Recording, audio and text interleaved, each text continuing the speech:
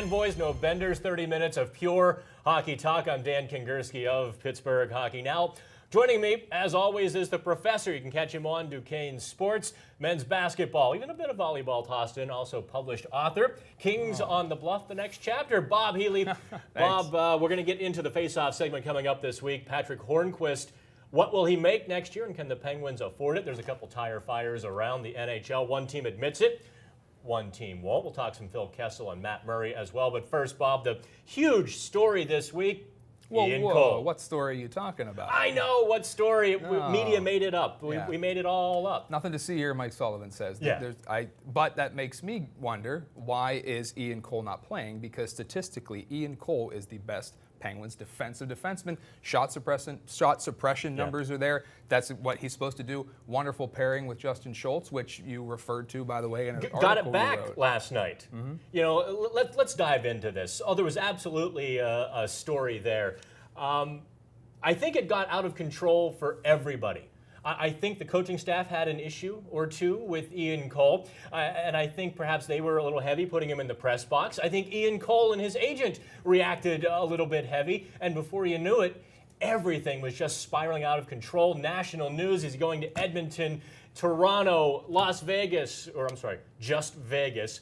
And I think last night was a chance to pull it back a little bit. If this situation is resolved, it'll be done quietly. It'll be done on the Penguins' time frame or Ian Cole's time frame, not on this crazy roller coaster we've been on. Well, obviously someone's upset with somebody, or there's a potential for a trade, because statistically, there's no reason that Matt Hunwick, for example, should be playing and Ian Cole shouldn't. Well, as we wrote on Pittsburgh Hockey Now this week, and you can take a look at the screenshot here. Go to PittsburghHockeyNow.com. You can find lots of great content. Statistically, you're right. Shot suppression, the best of Penguins defensemen, far and away. In 20 games before the game last night, he yielded only 122 shots. Yeah. Matt Hunwick in his first 11 games yielded 114 shots. Yeah, crazy numbers. Yeah. There's been such a huge discrepancy. The Penguins defenseman versus what Ian Cole brings. Plus, Bob, Cole is a blood and guts guy. Yep. He bleeds for his team, and he brings that colorful, personality in the room.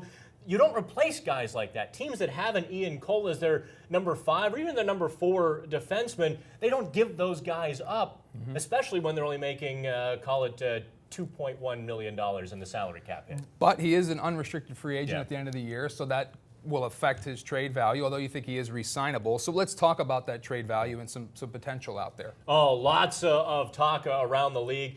The 3 rumored destinations, and by the way, stick tap to Jason Mackey of the Pittsburgh Post-Gazette, who was out in front of this story from the get-go. You talk about Vegas, and I don't quite know who the Vegas Knights would have coughed up. Perhaps Oscar Lindberg. You also take a look at Colorado, maybe Carl Soderberg, their 3rd defenseman. But he very much was in the same mold as Riley Sheahan in terms of a guy who had great offensive numbers a couple years ago, but has been on the steady decline, especially offensively, since. But the holy grail for Penguins fans has been Tyler Bozak. And the guy can go to the net and score. You take a look right here. Tyler Bozak putting the puck in the net. Right there. Backhand. Look, he stays there. His team keeps working. He knows where to be. Puck in the net. Boy, could the Penguins use that on their 3rd line this season. Yeah, we talked about that last show, about the lack of scoring depth. So maybe if Cole is expendable, although I'd like to see maybe a Dumoulin with a higher salary go. But okay, we can dive into that for a couple hours. But we got to get to obviously the Matt Murray injury. Matt Murray has shown himself to be a bit injury prone. The only knock on him, people can talk about the glove hand, right. But it's a fair knock. Let me look at this. Look at this logo, or excuse me, graphic right here showing the Matt Murray injury history. All right. Now, some of those, of course, are like some of the same dates because the regular season ended and the season ended. There's really only 4 injuries out of all those listed that are concrete in a year and a half, and they were significant injuries. Yeah. Right. He's still out. He's week to week with the Penguins right now. I mean, I still think obviously he's the Penguins goalie of the future. Thank goodness for Tristan Jarry, but I want to point this out. Antti Niemi stopped 31 of 33 shots the other night for Montreal at Nashville, and they lost in a shootout. A quality start by Niemi. I knew he wasn't done. The funny thing is, He did that for Montreal. Florida also waived him after the Penguins waived him, but I think they could actually use Antti Niemi right about now. Now, not just Antti Niemi. Follow me on this one, how Niemi might provide the Penguins some goalie insurance without even being a Penguin. Because he's salary? now... No. He's in Montreal right now, which makes, if he can keep putting up quality starts or some quality playing time and Montreal gets comfortable with him, that would make Al Montoya, when he returns from a concussion, expendable. Right, and what better third goalie could you get than Al Montoya right now? So, boy, Tristan Jarry. Jarry time. So we have a stat. We want to show you the Jarry stats. He's played a bit more in the NHL now. It's obviously a small sample size, but what do you like out of Jarry? You wrote about how Jarry is time to roll with Jarry. He's going to be fine, you think? The great thing about Tristan Jarry, and by the way, it's Jarry, not Jerry, as we all were led to believe. Back to Jarry. He's got Tom and Jerry on his helmet, but we'll go with Jarry. That's all good. He's only 6'2", but he plays like a big goalie, but he's got that athleticism. He'll be just fine. He's an NHL goaltender now. He's going to keep getting better. So there's no worries there with Jarry. Something else we want to get to before we go to other topics, and we're going to hear from Pens and Flyers fans in a little bit, is I want to talk about Phil Kessel, my favorite player on the Penguins, pretty much everybody's favorite player for the Penguins. Is Phil Kessel a Hart Trophy candidate? I say yes, he is. At the least, he's the Penguins MVP. But look at the stuff Phil Kessel's doing right now. So Phil Kessel, although he has only 2 hits and 7 block shots right now, Phil Kessel, and that's unbelievable. But look at these numbers for Kessel. He's scoring power play. He's scoring even strength. In fact, he leads the Penguins in even strength goals at 8, and they're really hurting 5-on-5. To me, this guy's the most valuable Penguin right now. And if the Penguins go make the playoffs, and we think they will, Hart Trophy. Don't oversell, Bob. You got No, I'm serious about this. No, here's the deal with Phil Kessel. He has been the Penguins' MVP, hands down, bar none, no question about it. However, that reputation's going to dog him this year. He has to have this spectacular year this year. I'm talking 90 points. I'm talking dominant all season, especially if he does it from the third line with Sheahan as his center or whomever he might be playing with, not just Evgeny Malkin. If he can do that this year and then begin next year, that talk begins, and Phil Kessel truly begins to remold that image. Don't forget, awards are still won and lost based on that small contingent of Canadian writers. Yeah, and he did peeve off a lot of people in Toronto. I think that's why he didn't win the Conn Smythe a couple years ago, too. All right, I mentioned Penguins Flyers, so Michaela Hall, our Pittsburgh Hockey Now reporter for Duquesne Student Television, she went and caught up with some Penguins fans, asked Penguins fans what they hate most about the Flyers. Hi guys, Michaela here for Pittsburgh Hockey Now. Monday night, the Penguins hosted the Philadelphia Flyers. The Keystone State rivalry has been going on since 1967, so we decided to hit the streets and ask the Penguins fans what they hate so much about the Flyers. They want to be us because we've won how many Stanley Cups, and they haven't won any since, what, 1975? Oh, because they're from the wrong side of the state. Because my dad taught me. I taught them well. Say they're the Broad Street bullies. They had the bullies on their team. They're a bunch of wusses. That's all I feel about the Flyers. I personally hate most of the players on the Flyers, especially like back to the Scotty Hartnell days. Okay, they're now out to try and rough people up, and that's not the game. That's part of the game, but it's not the game. So that's why I don't like the Flyers. We just play such a dirty game, so they're just unlikable. Because the Philadelphia Flyers are a bunch of cheating jagoffs. I just have an internal hatred for Sidney Crosby more than anyone else in the world because he's good and we don't have him. Do you hate our back-to-back championship, the Stanley Cup there? No comment on that one. All a bunch of loudmouth, big-eared.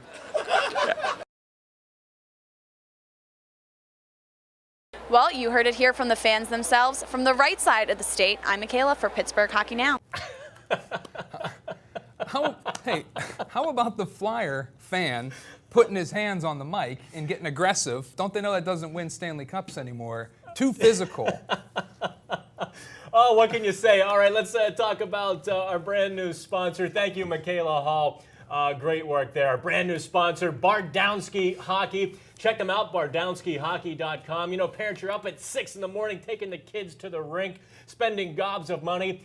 Sticks at half price with your kid's name on them. Team wrap, not just kids, it goes for club teams too. Great sticks, bardowskihockey.com. You gotta love them. And we want to thank Michaela Hall for the report, but we also want to talk about the Robert Morris University women, ranked number 9th in the country, NCAA Division I women's hockey, just split at Ohio State University, which is number 5 in the country. So let's talk Robert Morris women. Thanks, Bob. And as you mentioned, the top 10 nationally ranked RMU women, a big topic of conversation. They've actually put their stamp on the NCAA women's hockey this season. It started last season. We want to talk about RMU. Welcome into the program from RMU and a PHN contributor, Ashley Chase. Ash, welcome back to the show. Thanks a lot, Dan. So Brittany Howard, huge weekend last weekend. So we're taking a look at our highlights here of shades of Yager tying the game and then going on to the game winner. Big weekend splitting with Ohio State last weekend. Yeah, you know, Brittany Howard tends to do those things. She doesn't like losing very well, and that's what the 9th-ranked Colonials did on Friday against number 5 Ohio State. It was a pretty good back-and-forth game, but they just didn't come away with it. Came back Saturday hungry and got that win over Ohio State. A big win for the Colonials. That needed to compete to stay in that national conversation. You need to compete and beat some of these other ranked teams. Teams that are more well-known for being in that national spotlight. They did that this weekend, splitting with Ohio State, and, you know, Howard making highlight reels all over the country. And then they've got Mercyhurst tonight, the other big dog in their conference. Yeah, it's a really fierce matchup between RMU and Mercyhurst. The teams do not like each other very well. It's usually a fair amount of penalties. It's a physical game as much as women's hockey can be, and it's certainly a lot in store tonight. RMU and Mercyhurst battling it out at 5 o'clock on Neville Island. Well, it's fantastic to see Paul Colantino's program top 10 in the rankings and making some national waves. But the men have a pretty big game on some pretty big ice coming up, too. Yeah, next Friday night, December 8th, 7 o'clock at PPG Paints Arena. The Colonials are taking on Penn State. Keystone rivalry after a year off is back at PPG Paints Arena on Friday night. So the links for those tickets and for all the tickets for any RMU home games are available on the schedule page at rmucolonials.com. rmucolonials.com. Thank you so much, Ashley. We will talk to you soon. Sounds great. Thanks, guys. All right, coming up, we'll get into the rumor mill here on Pittsburgh Hockey Now.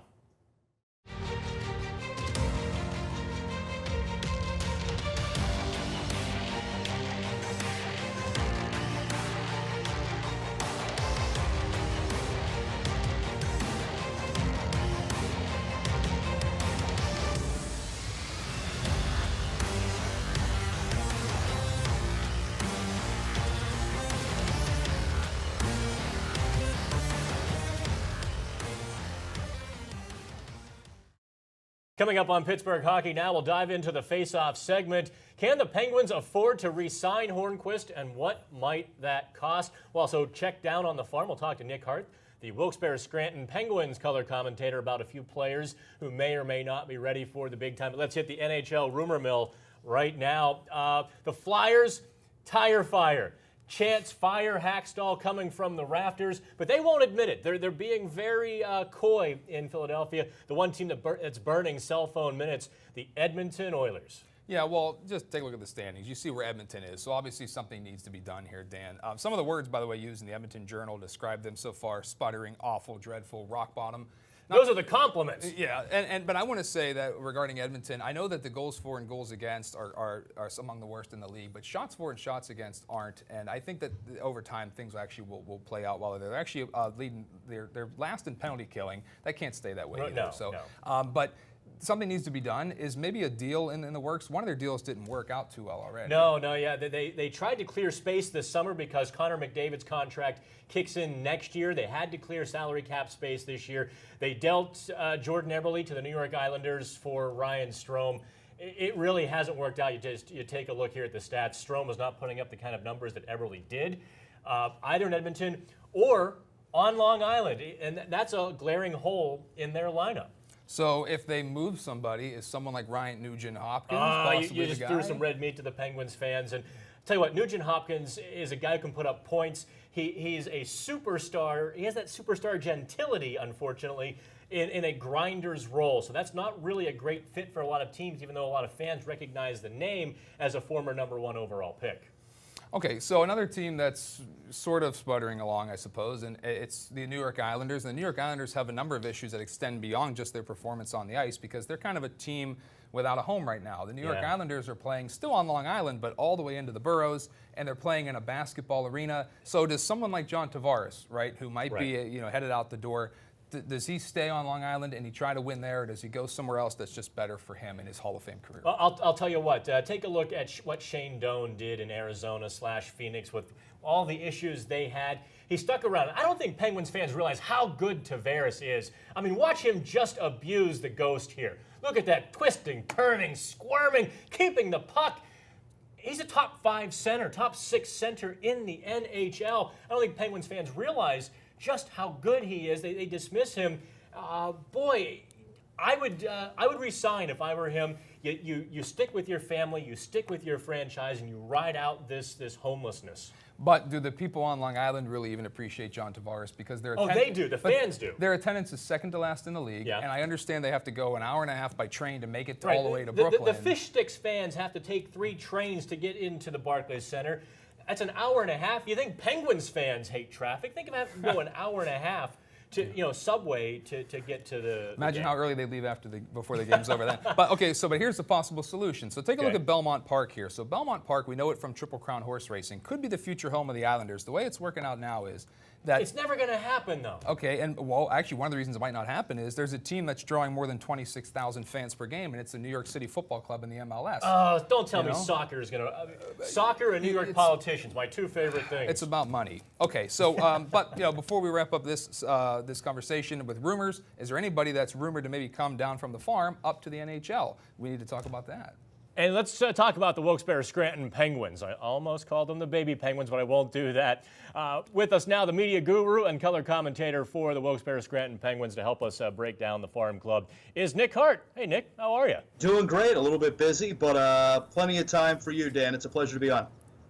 Oh, I appreciate it. We're not that big time just yet. So Nick, as the Penguins struggle to score 5-on-5 goals, and the fan base just clamoring and screaming for Daniel Sprong. I've seen clips and highlights and parts of games where there's some real rough parts to his game. Break it down for me. How close, how far from the NHL is he?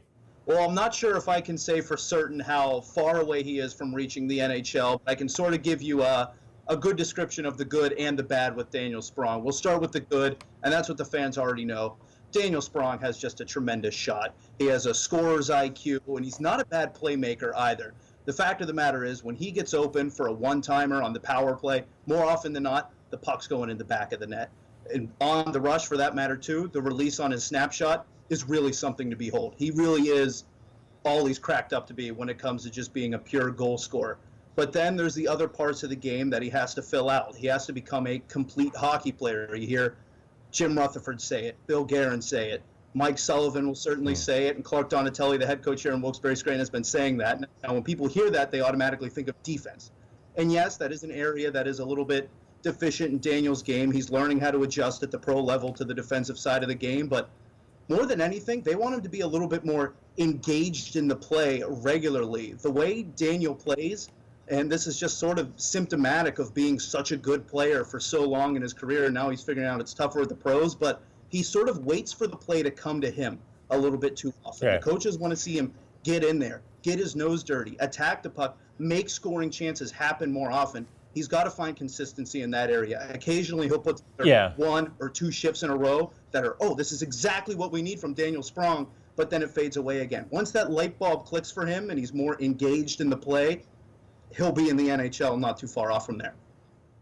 Yeah, I guess the negative term would be floating a little bit. Now, we've got about a minute left. I wanted to ask you a bit about Zack, Aston, Reese, because he got some preseason pub from Jim Rutherford, and the talk was he could be another Hornqvist-type player, a guy who's gritty around the net. Just real quickly, what are you seeing from his game now as he's become a professional? Pretty much that same thing. Once again, he's exactly as built. He's a heavy player. Power forward might be a little bit too simple of a description for Zack Aston Reese's game, but he's really good in front of the net, creating havoc for the opposing defense, setting screens, and has a really good set of hands when it comes to turning the puck over real quick, tracking down rebounds and things like that. He had a really slow start to the year, a real frustrating start to the year, but he's picked it up big time for the Wilkes-Barre Scranton Penguins, sort of as a playmaker, feeding the puck to Ryan Haggerty. They've found great chemistry, and I expect more goals will fall for Aston Reese soon, too. Real quick, Lucas Bengtsson in the NHL this season or next year? I don't know if it'll be next year or this year. He's still going through the growing pains, a bit of adjusting from Europe to North America, but I guarantee he will play in the NHL for the Pittsburgh Penguins someday. He's a special player. Nick Hart, color commentator, Wilkes-Barre Scranton Penguins. Thank you so much, sir. It's been a blast. Thank you so much. It's been awesome. All right, coming up, we'll hit the rumor mill segment, or actually, we'll hit the face-off segment. I'm a little behind myself. We'll hit the face-off segment coming up next here on Pittsburgh Hockey Now.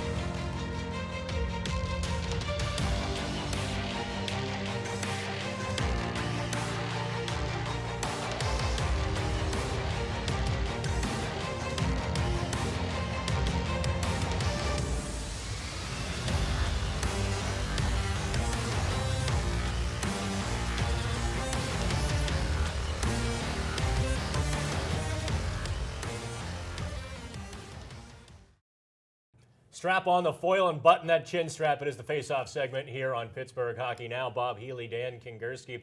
Don't forget, you can live tweet with us this morning. We're on Twitter at PGH Hockey, at Bud Moonshine. So we'll be commenting and chatting as we go here throughout the show. We'll talk about, should players have to rest a mandatory length of time if they suffer a concussion? We'll also talk about the Montreal Canadiens rebuild or blockbuster. But first, Patrick Hornquist, the UFA after the season.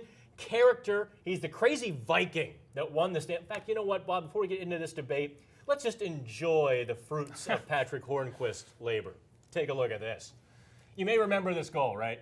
Yeah, Dan, I would take 25 Patrick Hornquist. He scored that goal with like half a hand. I mean, this guy he's physically in incredible shape. He's durable. He's only 30. Look what Chris Kunitz is doing, closing in on 40. Right. I would give Patrick Hornquist something in the neighborhood of 6 and 6. 6 years, $36 million. I'm willing to spend that much money on Patrick Hornquist because I think he's that important to the locker room and to what Mike Sullivan and the Penguins want to do. You know, this is the part that drives me nuts a little bit about Penguins fans. Oh, you can't pay him. He's 30. Look at how athletes take care of themselves in today's age. He's ripped. He is one of the beating hearts of that Penguins locker room. In successive years, they've lost Ben Lovejoy, Marc-Andre Fleury, Chris Kunitz, Matt Cullen. Do I have to keep going down the list? At some point, you have to open the wallet and keep some of your veterans. You can't just assume that kids are going to do it. Now, 6 years, $36 million, I think that's on the top end. Take a look at 4 players here who project like Hornquist in terms of style and production. On the top end, Brandon Saad. A little bit younger, not quite as crazy as Hornquist. He won't bleed quite like Hornquist will. Kreider signed his deal this summer, $4.6 million. I love that cap hit. Alex Steen, another guy. Same point range. You know, there's a big point range, Bob. Wayne Simmons just shy of $4 million there. Wayne Simmons and Patrick Hornquist, similar players, which helps the Penguins a little bit. Well, but Simmons is also going to be a UFA after this season. I think they're both going to get paid pretty well. Good point. Yep. As you add more years, that salary comes down. So I think if you give Hornquist 6 years, I think you can actually get less than a $6 million cap hit. I'm in agreement with you. You pay Patrick Hornquist, and you know, I even had some conversations with his camp a couple months ago. They expected conversations at midseason. Jim Rutherford said, well, I don't like midseason conversations. He does it, though. He does Doesn't matter. Get it done. Get it done now. So on to the Canadiens. I'm blockbuster or rebuild? I'm of the opinion you need a blockbuster to try to get this going the right way because Mark Bergevin's in his 5th season now as general manager for Montreal, and I don't think that he has time to do a rebuild. The team's not scoring. This is a team with 9 Art Ross trophies and Guy Lafleur and Rocket Richard hanging from the rafters. They like scoring, and they're not doing that. I think Bergevin doesn't fool around, and he tries to win this year. Wrong. But no, look, you know, they've had these young players coming up, like Sven Andrighetto, who's now in Colorado putting up points, like Hudon, who's now not putting up points in Montreal, and Nikita Sherbak, he's on the injured list. They haven't developed their kids. They just haven't done a good job. And at some point, you have to realize you can't live on Carey Price. Yeah, they're winning games now that Price is back and playing out of his mind. You're not going to win in the playoffs like that if you can't put the puck in the net. And Drouin, they acquired him. They dealt Sergachev. It's not enough. You're going to have to understand where you're at and rebuild. Trade away maybe a Shea Weber. Trade away a Max Pacioretty like they're talking about. Take a look at the three guys here who they could deal. Lindgren, great young goaltender. Teams should be chomping at the bit to get a guy like that. Very much projects like a Tristan Jarry type. And Montreal, just like Edmonton, their shots for and shots against aren't so bad. It's just that the goals aren't working out so well right now. Because they don't have any talent. Okay, fair enough.